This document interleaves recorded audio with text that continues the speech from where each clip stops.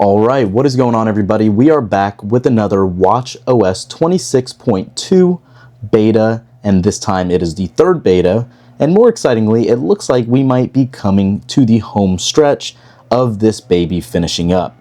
So first things first, let's go into settings, general, and about, and take a look at the build number here. Okay, so it looks like this third beta of watchOS 26.2 is carrying a B number. So the full build number is 23S5297B.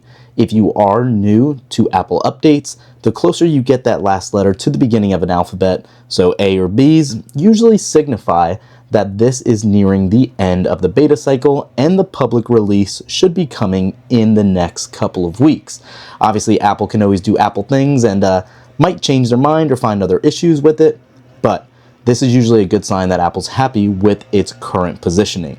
Now, one thing I do want to say, and if you missed our earlier videos from beta 2, this battery life, even on our brand new Ultra 3, has been horrible. I couldn't get through a whole day, or if I did, it was barely hanging on to a few percentage points left of battery.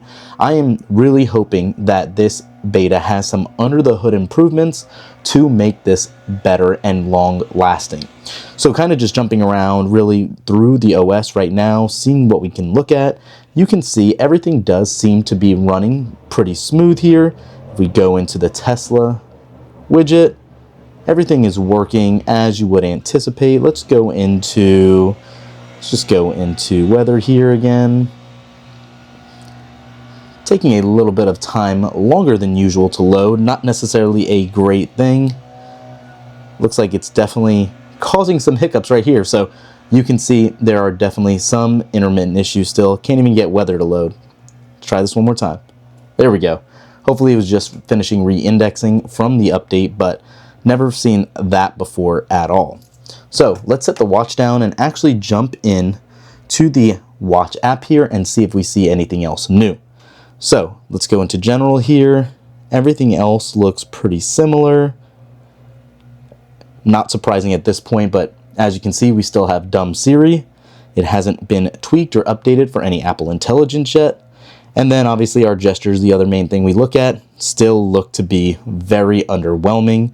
Double tap is still reserved to its couple of options it's been at for the last God knows how many updates, and everything else doesn't seem to have changed too much. So again, not a surprise being that this is the third beta. No new watch faces are expected here. We just did our video. If you missed that, it's live on the channel now, talking about some of these updated watch faces being waypoint, flow, and exactograph.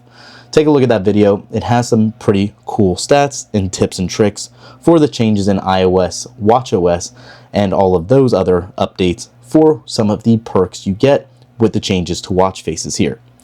And then kind of just scrolling around, obviously, again, let me go back into the watch itself. Liquid glass is still very minimal. You don't see it too much. In your notifications, you'll see a little bit, but there's not been a ton of different changes here at all.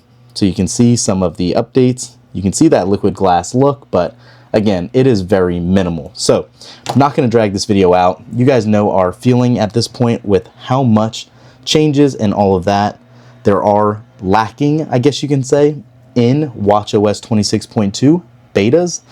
Hopefully in the near future, we will get some other useful changes and tips and tricks here, but for now, it's looking very minimal. I'm definitely excited to see what 26.3 comes out to being. Hopefully we'll have some new features there, but everything else currently is kind of in its same state. Thanks for watching. We'll catch you in the next one. Peace.